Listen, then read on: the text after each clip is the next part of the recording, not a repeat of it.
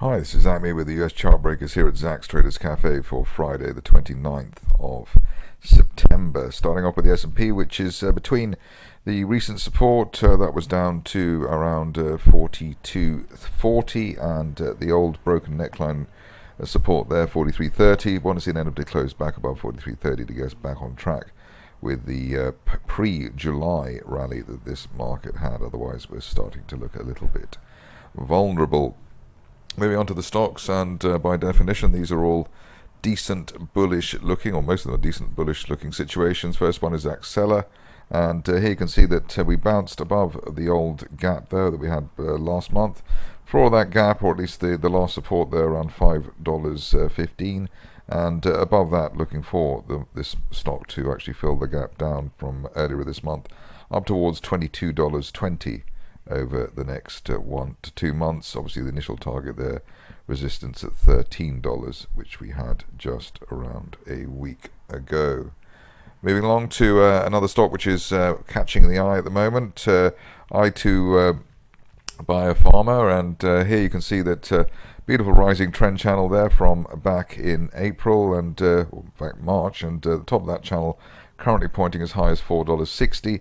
Above the 200-day line at $2.30, we're looking for that to be hit as soon as the end of next month. Nice the way that we closed above that gap down that we had back at the beginning of May.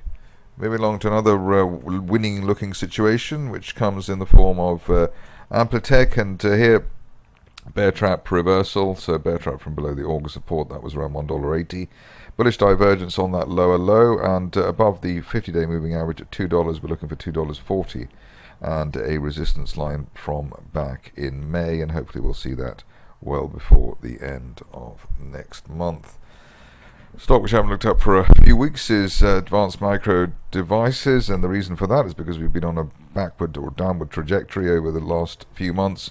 The resistance line there to break, though, from back in June at $105, and the 50-day line just above it at $107. So we're looking for that 50-day line while we're above the top of the latest gap. We had a gap close buy signal around $100 plus, and above that looking for 107 over the next couple of weeks for Advanced Micro. Interesting situation here at Ideaonomics, where we've got bullish divergence. The shares sort of bumping along the bottom at the moment. We'd like to see the shares break a recent resistance around the $2.40 area. If we can do that relatively swiftly, it would be the next target would be resistance on the way down around $3.20 by the end of next month.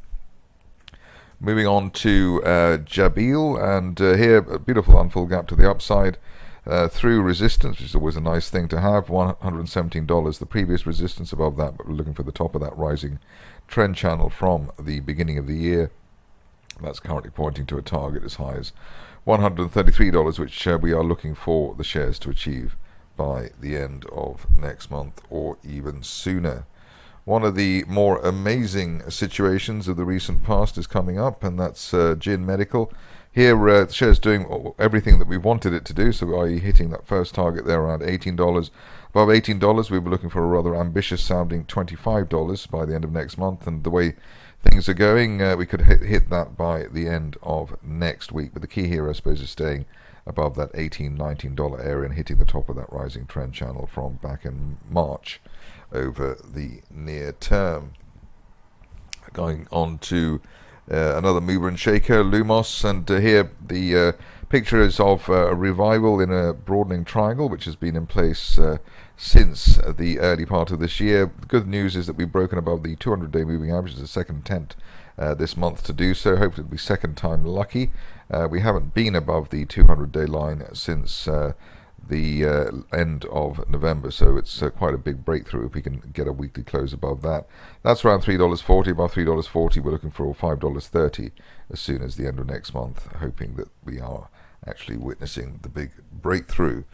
A stock which I was covering quite a lot during the summer, and it looks like it's coming back for a fresh push to the upside, Neuropace.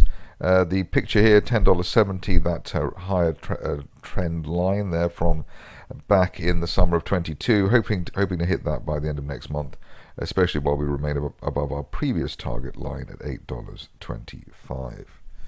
On to the last few. The first one is Organogenesis, and nice picture here in terms of the island reversal, so gapping down at the beginning of August and gapping up at the end of September, and also through the 50 and 200-day moving averages. The 50-day line currently at 305.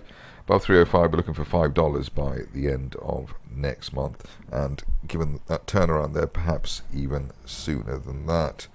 Palantir, a personal favourite, and it looks like it's behaving itself now. We've pushed through a line of resistance there from the end of July. That line there around $15. Above $15, we're looking not only for a clearance of the 50-day moving average around current levels, or just below current levels now, but at least a retest of the July-August resistance at $20 by the end of next month. So above 15, rather simply looking for 20 on Palantir. The next situation, not a million miles off that either. We've got a trendline break from the end of July. That trendline break around $4.10, and above that we have been looking for not only for the 50 and 200-day lines, which has been achieved, but above the 200-day line at $4.50 on an end-of-day close basis, looking for up to $5.90 by the end of next month. Finishing off with a less high-profile stock, but here we are, Sigma, and just the look here of a potential turnaround. So good support coming in there around the 290 level. Want to see an end-of-day close through 430, and the 50-day line to give us an ultimate target of $8 over the next 1 to 2 months. But the key here really is staying above that $3 level. That's it for me today. More updates early next week.